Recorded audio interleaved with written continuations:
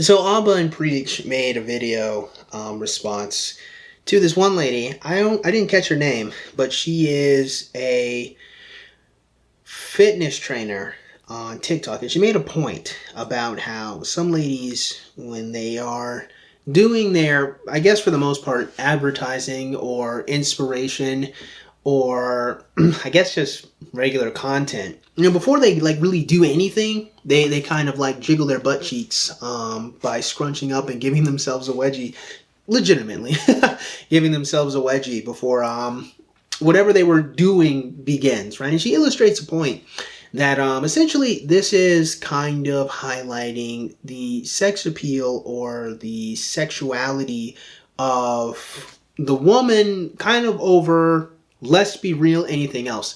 And to be honest with you, there's nothing new about this topic particularly, and there's nothing even really new about the way Abba and Preach talk about or discuss it, and that is flippantly and with disregard.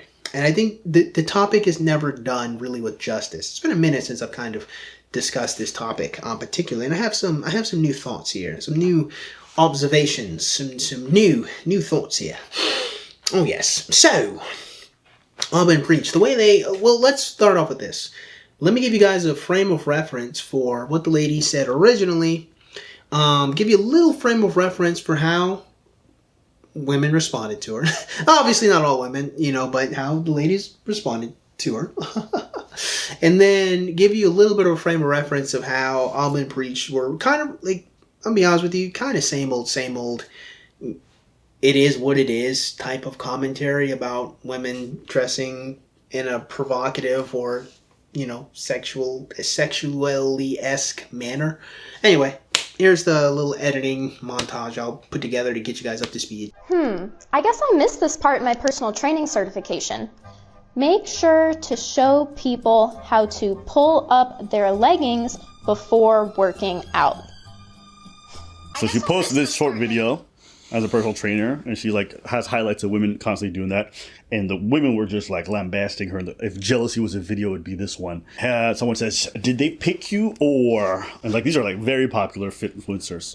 And someone says, "I rarely ever post comments, but I feel you're compelled to say this. I understand your mission is wanting to shift the industry and address over-sexualization. I'm aligned with this too, but tearing down other women just to prove a point doesn't inspire change. It does the opposite." A certified personal trainer, I absolutely love it when other women look hot as fuck. Dress however they confident, and I have zero desire to shame them for adjusting their clothing. Guess I missed this part in my personal training certification. Make sure to show people how to pull up their leggings before working out. So that was my video that went viral. And there were hundreds of comments saying, but it's normal to pull up your leggings, and this is a normal habit. Now, I won't argue with you that it's a normal habit to pull up your leggings, but it's not normal to film yourself doing that and then post it online. This is not just a habit that just so happened to be caught on camera. It is done so intentionally. It's the lengths these trainers go through of setting up their camera and tripod, pressing record, then making sure they're all centered in frame, turning around, then picking up their leggings, essentially giving themselves a wedgie or purposefully jiggling their glutes to flex or show off their body. And it doesn't stop there. After they're done filming and working out at the gym, they go to edit their educational and inspirational workout video. They purposely clip this moment of pulling up their leggings, sometimes even zoom in and put it at the beginning of their video as a hook to get you to watch. Sometimes it takes a whole 5 seconds of pulling up leggings before we even get to see a single part of the workout. What we don't see is them picking up their dumbbells, getting into position, or all of their reps. The unnecessary stuff. Don't make excuses for these girls. These are professional content creators. If they know how to delete a clip of the other unnecessary stuff, they know how to delete a clip of them pulling up their leggings. This is intentionally filmed and edited. At the end of the day, this is inappropriate. Instagram trainers, be honest. You're either doing this to tap into your followers' insecurities, or you're doing it for your own likes to get your comment section full of heart eye emojis, fire emojis, and hashtag body goals. It doesn't add value to anyone but you. Congratulations. inspirational, right? She put that in quotations to say like, no, these girls are just showing ass. It's not actually inspirational. She's basically saying this is kind of like bad behavior. I'm not the person who really browses Instagram like crazy. So for me, like seeing these kinds of clips, like, yes, do I think these women are purposefully doing this? Obviously. Do I think it's bad though? You know, like when I watch a dude get in the gym, he's about to start flexing to be able to get in front of the exercise before he goes to do it. It's like, do I think that's bad? Before he starts flexing, before he starts to lift the weights? I don't know. I think this is more of a consumer problem than it is like a content creator problem. Because at the end of the day, the truth is consumers just go to whoever looks the best, not who's ever the most knowledgeable. So, you know, man, you can get upset about it, but the reality is women are always going to gravitate towards who's got the body goals. Same way men are going to gravitate towards the guy who has the physique they want. We'll go towards that. So am I going to blame the content creators for feeding into that feedback loop that the consumer wants?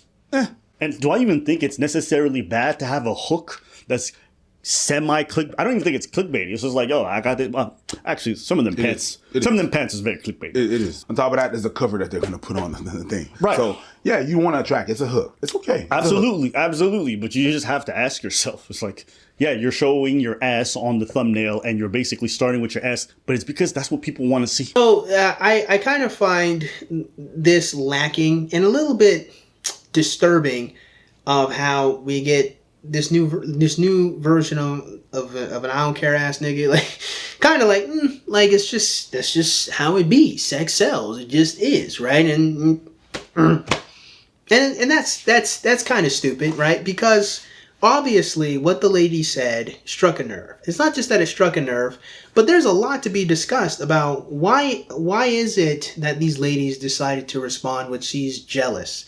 Like, she's also a fitness trainer, right? And she's also a white woman. And I'll be honest with you, most white women, they're not really into, and not all white, obviously, especially not in 2025. You know, but most women, white women particularly, are not overly invested in having big asses. So, like, the idea that you say a white woman is jealous that you have a big butt and she doesn't, that's not really, I'm going to be honest with you. Again, not all white women. Some white women, they want big asses, and some white women have big asses, right? Like, some white women, they can't hide it. And that becomes important in a moment. But it's like, to say that she's jealous, some commentary could be said on that. Why is it that the lady here can't actually commentate and point out something and make an observation and say, hold on, ladies, why is it the case that when there is a wealth of knowledge when it comes to interacting in the fitness sphere, we primarily focus, let's just be real, on your butt. Why do we open that way? Why do we accept the market? Or why do you use that clickbait in that way to display yourself? And the answers are obvious, right? It's easy, right? The answers are obvious, right? It gets lots of attention. The answers are all obvious, but it is important to note that there is something, I won't say so much as disturbing, as much that kind of gets lost in this conversation. And that's kind of the conversation of the cognitive dissonance of how a lot of this stuff is oftentimes framed, and not really Alban Preach particularly framed it this way. They framed it more, it is what it is. But I'm framing it more that there's this strong cognitive dissonance when it comes to the way, as particularly women in the gym, dress and the effect that it has. Which is to say that they say, or at least they defend whatever attire, whatever they decide to dress in, as a personal choice and decision they've made to make themselves feel comfortable. But they pretend that it's done in a vacuum, which is, again, to say that, like, there isn't a response and effect that goes on from males, whether it's men feeling uncomfortable being around women as they display themselves sexually. As it turns out, some males will be in committed relationships and maybe don't want your butt in their face. Right? See, because that's the thing. See, the conversation piece about male sexuality is oftentimes left on the table in this discussion. We talk about branding, we talk about advertisements, we talk about freedom, we talk about women's ability to display themselves sexually, and that should just be fine. It is what it is. It's done for themselves. But we don't talk about, again, how women's need, or the female's need, not all, but generally, need to have the sexual freedom does slam against male sexuality and male desire of them, much to their chagrin in very many different ways. Whether it's males talking to them at the gym, whether it's males staring at them at the gym, whether it's males thirsting over them in their Instagram posts. On the one hand, it's good for engagement. On the other hand, these males are unworthy of them, and they're simpy, and they're pathetic, and they're beneath her. It's just rather fascinating how that's okay to do.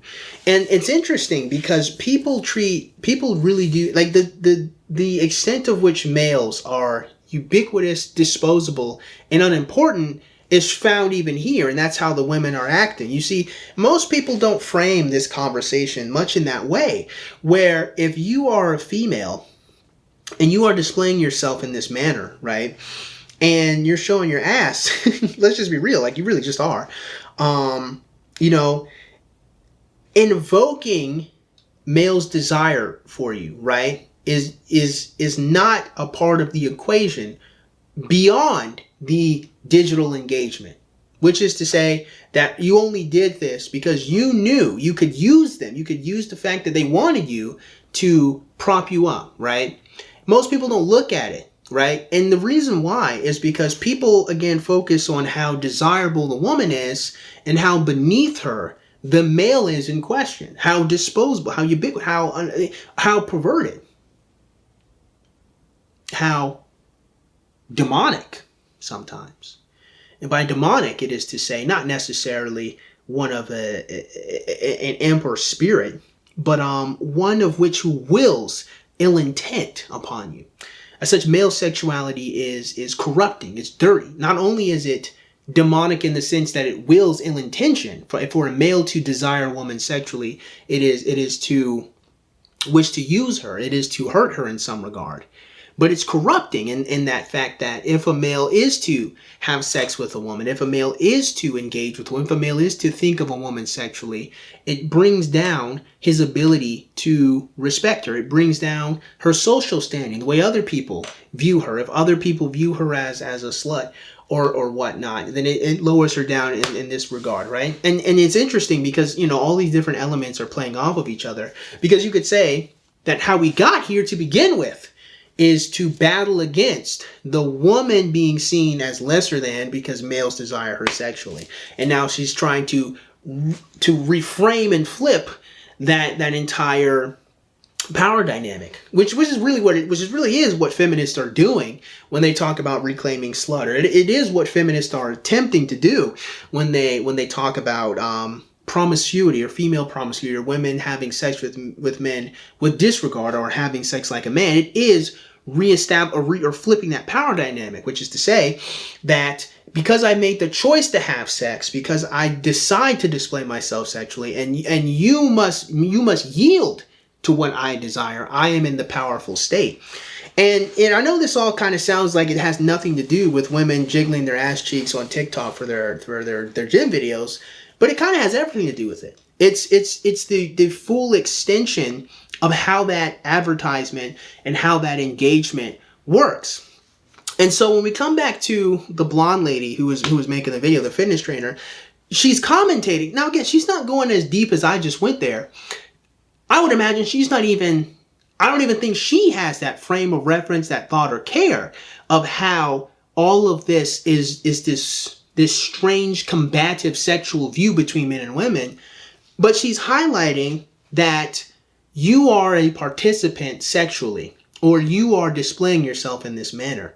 And what's interesting to me, right, is again, the Auburn Preach commentary of, I don't care, or it is what it is. And that's mostly, and you guys can watch the video and say, I'm not making it up. It is mostly, it is what it is, right? You know, what's kind of interesting about it is, again, even when the lady was talking about this, right, she's highlighting that these women are leaning more into being sexual and highlighting their sex appeal than all the knowledge or all of what's actually important about fitness in their content, right? What I'm kind of thinking is quite interesting, is the combative sexual nature that's even found in this to begin with. Because again, most people are not taking into consideration, right, that this is a great pretending. This is a part of the great pretending. There's numerous elements of the great pretending.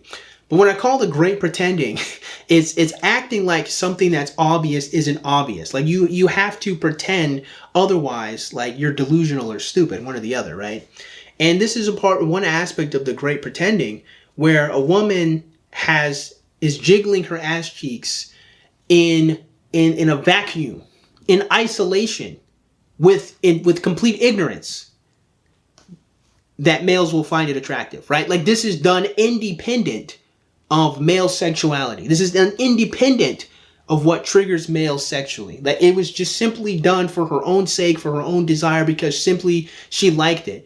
And her liking it has nothing to do with the validation she receives from men. It has nothing to do with the degree of power she feels over men. It has nothing to do with the dopamine of getting more likes and more engagement on her social media. Even if it isn't as far as I'm using these males and they think consciously to that degree, even just my social media is better now is still a part of that whole reaction or action or doing something and then pretending it was not done so. Again, with the interconnected reality of the human species.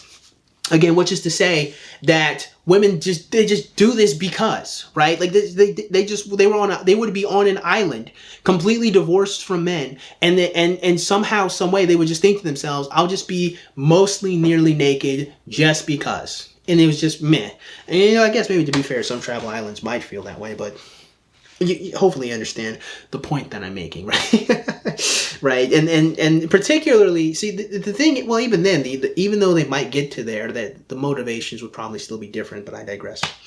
The point is, right, that they understand, there's no way they can't understand what they're doing, because obviously they're getting engaged, obviously it's easy.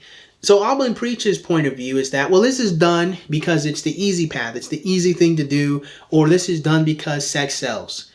Well, let's talk about it. Yeah, sex sells. But what is it selling?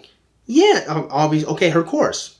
Obviously, herself, the female, the woman, the personality. She's what's important, her sexual display, right? And again, that's what the blonde lady is attempting really to commentate on in the short format that TikTok kind of allows her to do so. But simply saying sex sells and just, ending the analysis there, the commentary there, completely misses the fact that women operate, or some women, obviously not all, but a lot of women operate in this divorced reality, or this divorced delusion, really, that they exist or they display themselves independent of men. And that they're not, and they clearly understand there's some degree of an effect as their social media increases, as people engage, as people react. But what they then say with their mouth is, this is just done for me, right? This exists in isolation. It's just a happy coincidence, and it's just total happenstance. I don't know why they like this. It's just so weird how I show my ass cheeks and guys like it. I don't know how that happened. It just occurred randomly. It's friggin' crazy. You know what I mean? Like, it's kind of that. And to be honest with you, it gets a little absurd.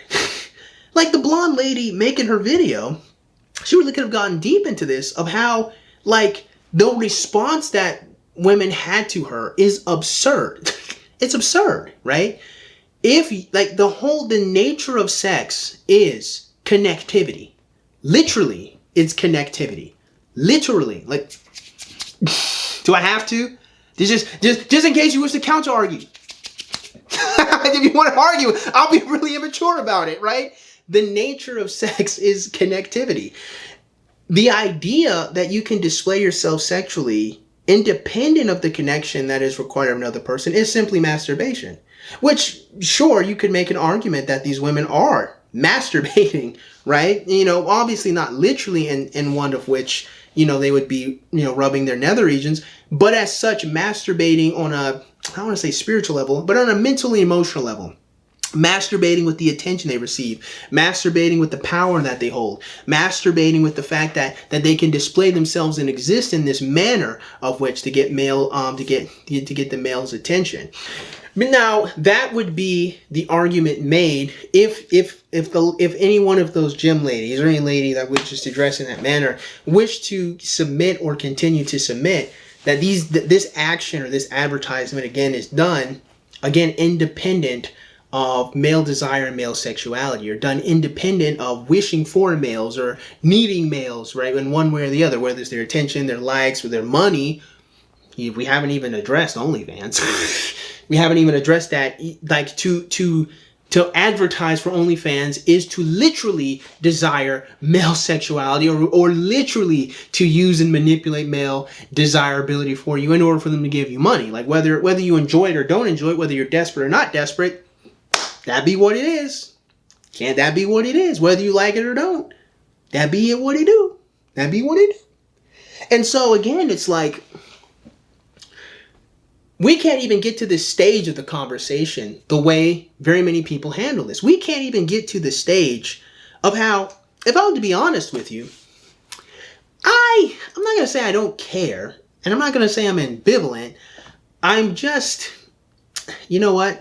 I'll do it. To illustrate a point, I'm sexually frustrated. Right? Because there's something really wrong with how women, and again, not all women, but how a lot of the Instagram women display themselves as they are clearly highlighting their sexuality. And these are the ones that don't have OnlyFans sometimes, but obviously the ones with OnlyFans, but just the ones that don't. There's a couple of these ladies I have in mind, which is, it's a clear sexual display. Like they clearly are desiring the sexuality of males in order to engage and interact with them, in order to give them. But then on the back end, or then they want to take a step back, they want to two-step and say, no, I'm just me, I'm just here, I just be, right? They have their desire for plausible deniability to be able to just kind of exist at all spheres and all sections at every single point in time to get whatever they want. And it gets a little schizophrenic, really, when you really start like writing it down on how all of these thoughts, they are absurd that they all exist simultaneously at the same time.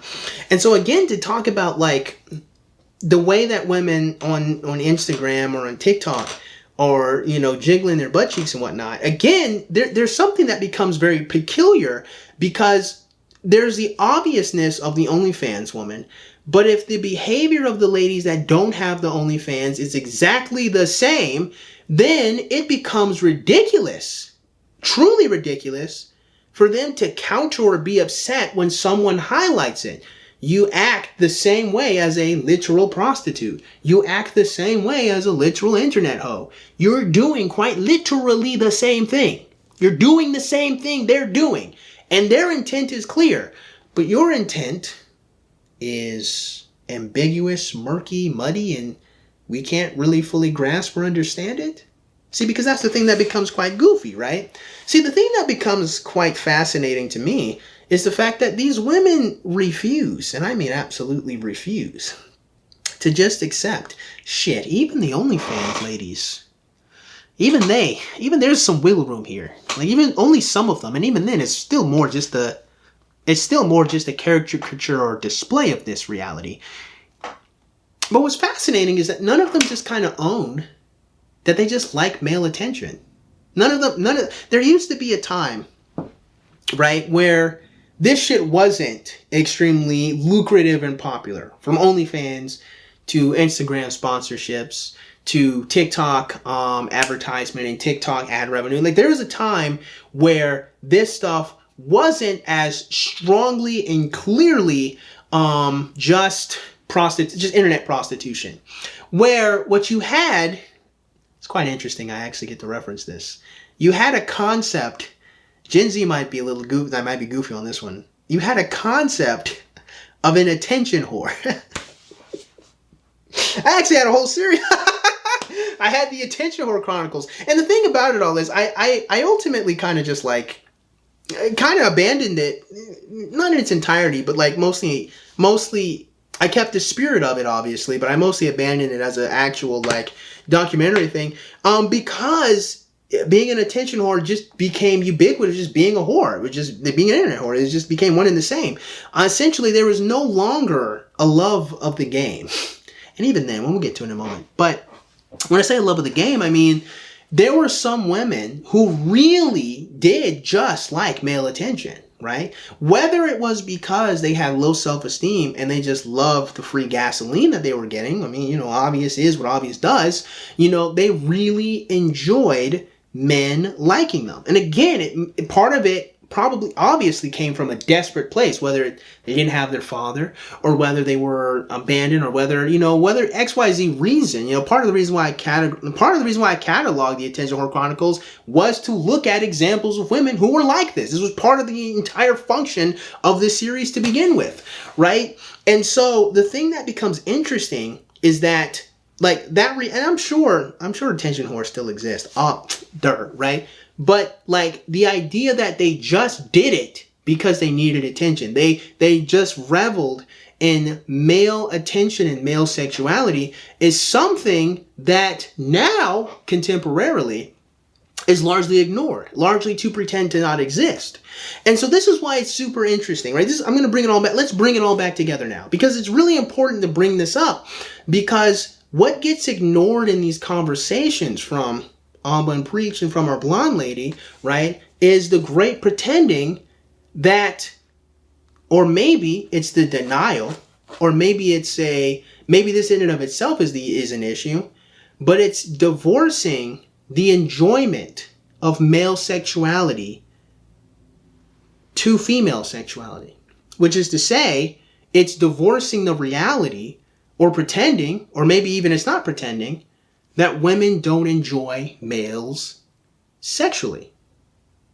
It all comes back down to that.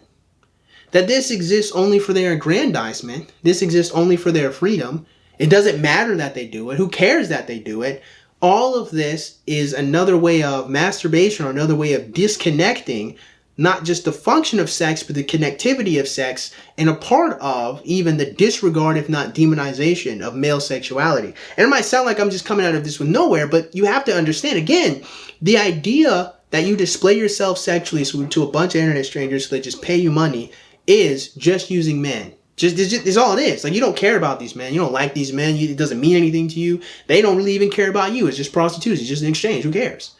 Just numbers on a screen with all the different likes that you have. Again, why do you care? Who cares, right? It's just, whatever, it's just aggrandizement, right? I'm just using them. I'm just advertising. I'm just selling my course. I'm just doing that. Who cares? There's no actual thought about the fact that as a female, you can enjoy males desiring you. They pretend that has no part in it. And to be fair, it really might not have any part in it, right? And that in and of itself kind of says something now, doesn't it? What's fascinating to me, right, is how there's that lots of women on TikTok and Instagram commit themselves to this sexual display, but they never accept that they want male attention. They never accept that they do desire male sexuality, or at the very least, they don't desire most male sexuality. They desire King Arthur. They desire Thor. They desire motherfucking Hal Jordan. They want the chosen one, right? As such, they desire the chosen one, but all the other plebs are supposed to venerate them. They exist above the plebs, and they'll use the plebs. They'll absorb the resources of the plebs, but only the kings, right? Only the special, right? Only the nin users. That was for my friends. Only the nin users. They're the ones, who are special. They're the ones who should be venerated, right? And it's quite interesting to me that it has gotten this far, to this point, this disconnection of our sexuality, that a lot of these women, they won't just accept, right, that all of these things can exist simultaneously, which is to say that you can enjoy men desiring you, that you want men to desire you, that you want to be wanted by men. This is seen as weak. This is seen as dirty. This is seen as slutty. Why? Because we demonize male sexuality. To be wanted by a beast? To be wanted by a monster? No, he has to excel. He has to be great. He has to be powerful. He has to be overwhelming. By the way, this is part of the reason why female fantasies exist the way they do. Let's see if you guys are astute enough to put it all together. If you can, I'll make a video about it in the future. But the point is, to wrap this video up, because I've been here for a minute, I don't think Sex Sells does this topic justice. And I think that there does need to be more of a discussion about how a lot of these Instagram ladies and TikTok ladies have made this foolish and stupid attempt to divorce male desirability from their sexual displays, and how what they're doing in practice, their stated goals exist in complete opposition to it. Which what I'm saying is, I keep saying that, I'm sorry. What I'm saying is that by getting a booty wedgie, right, and wearing these super thin pants, you are triggering male's desire for you sexually, but you act as if that was never your goal or intent. That has nothing to do with it. And to suggest that that has something to do with it is preposterous. There's a strong cognitive dissonance there. There's a strong, confusing mess of thoughts there that just doesn't quite make sense. Again, if the OnlyFans thought he does it, you know what I mean? But if the fitness model does it, well then no, I can't. I'm not doing this because I want men to like me. No, what are you talking about? I'm not doing this to prey upon male sexual desire for me. No. How dare you suggest I do this for men? But the effect does what? Sexually charge, sexually invoke, sexually pleasure men. That's what the effect is. And somehow their actions exist independent of the effect.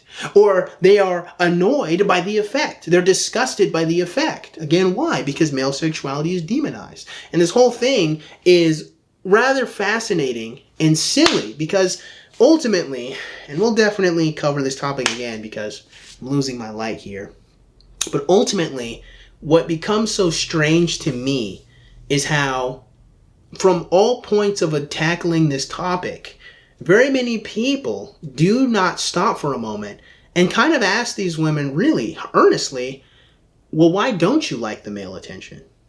Why aren't you trying to sexually display yourself for males? Which isn't to say they should, but it's to get them to think, interestingly enough, what is actually wrong with liking and desiring male attention?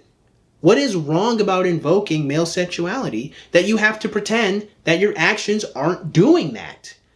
What is actually the problem with you saying you like it when men want you? You enjoy it when men want you. And again, I do think the answer still always comes back to the demonization of the fact that we men, despite the fact that we are the other half of the human species, seem to be monsters who are only capable of using women for our own pleasure. Which, it's an absurd proposition considering we're 8 billion strong humans, but like I said, we'll have to cover that more in the future. So anyway, with that being said, I actually hope you guys got something out of today's video, and if you did, I don't know, man, go ahead and click the like button. Go ahead and click the subscribe button. Comment in the comment box below, and as always, you guys have yourselves a great day. I will see you cool cats soon.